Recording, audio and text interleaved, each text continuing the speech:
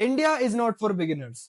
इसे हटा के लिखना शुरू कर दो, India is not for anyone, क्योंकि देश में तो कोई रुक नहीं रहा हमारी डेमोक्रेटिक कंट्री में। पर डेमोक्रेसी रही कहाँ? डेमोक्रेसी में तो चार चीजें होती थी, जुडिशरी, एग्जीक्यूटिव, लेजिस्लेचर और मीडिया। मीडिया कहाँ है? मीडिया तो वो होती थी जो सही को सही और गलत को गलत दिखाए।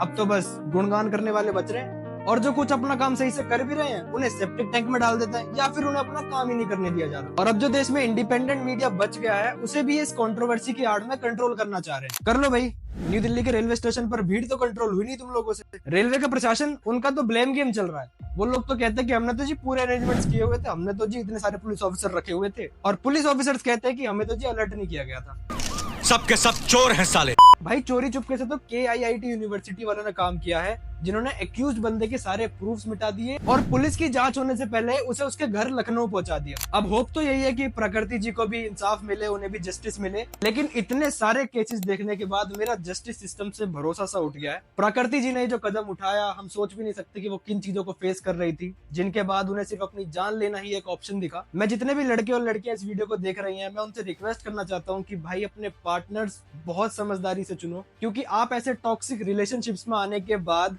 खुद तो बहुत ज्यादा सफर करते हो, लेकिन आपके जाने के बाद सफर करते हैं आपके पेरेंट्स, जिन्हें आप पीछे छोड़ जाते हो, जिन्होंने आपको लेकर बहुत सारे सपने बनाए होते हैं, और आपके जाने के बाद वो सिर्फ यही सोचते रहते हैं कि काश अगर हम इस चीज को बदल देते या उस चीज को बदल देते तो शायद आज सब ठीक होता। अब यूनिवर्सिटी वालों ने एक्यूज पर्सन को तो भगा दिया, लेकिन उसके बाद सारे नेपाली स्टूडेंट को कॉलेज से निकाल दिया, और उन्हें निकालते वक्त ऐसे ऐसे शब्द टीचर्स ने इस्तेमाल करे हैं जिनके बाद टीचर जैसा प्रोफेशन बदनाम हो चुका है। मैं 100% की गारंटी दे रहा हूँ कि अगर आप देश में अनपढ़ लोगों को ढूंढने निकलोगे ना, तो 1-2% ऐसे जरूर निकलेंगे जिनकी सोच इन टीचर से ज्यादा अच्छी होगी, जो अपने आप को सो कॉल्ड एजुकेटेड बोलते हैं। वो तो राजेश कुमार जी जैसे कुछ टीचर्स हैं जो कि गरीब और अनप्रिविलेज बच्चों को मेट्रो स्टेशन के नीचे बैठ के पढ़ाते हैं। सिर्फ ऐसे ही कुछ टीचर्स की वजह से टीचर प्रोफेशन की क्रेडिबिलिटी बची हुई है। और कमाल की बात यह है कि इंसिडेंट 16 फेब को हुआ था, और उसके 3-4 दिन बाद हमें इन सबका पता चला। क्यों? क्योंकि पूरे देश की जो मीडिया है वो इंडियाज गॉट टैलेंट की कंट्रोवर्सी में बिजी थी, और अभी तक तो सिर्फ मीडिया वाले गायब हो रहे थे,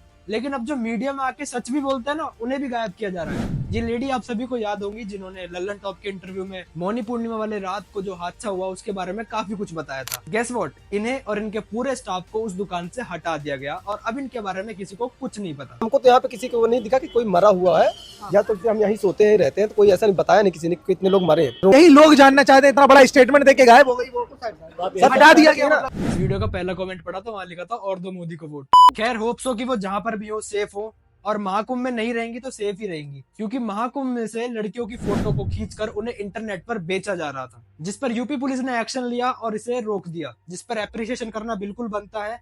लेकिन कहां तक रोक सकता है ऐसे लोगों को? अगर आप एक अकाउंट बंद करोगे तो एक दूसरी जगह से ऐसे काम करना शुरू कर देते हैं। और ऐसे लोगों को ना मैं रेपिस्ट से कम नहीं मानता। भाई इतनी ज्यादा दरिंदगी है तो जाके वेबसाइट्स पे चले जाओ ना, क्यों पैसों के लिए किसी लड़की की इज्जत को इंटरनेट पर बेच रहे हो? शर्म आती है अपने आप को ऐसे देश का पार्ट कहते हुए, जहाँ के लोग पैसा कमाने के लिए इतना नीचे गिर चुके हैं। पर ऐसे लोगों से क्या ही एक्सपेक्ट करें जिन्होंने रेप करने में कुत्तों तक को नहीं छोड़ रखा। महाकुंभ खत्म हो चुका है, और अगर महाकुंभ में नहाने से सच में पाप धुलते हैं, तो हर 6 महीने में अगर एक बार महाकुंभ आए ना भारत में, तो यहाँ के लोग तब भी पापी ही निकलेंगे। खैर आज की वीडियो यही खत्म करते हैं। अगर किसी को भी किसी भी बात का बुरा लगा हो तो कमेंट में बता देना, अगली बार सुधारने की कोशिश करेंगे।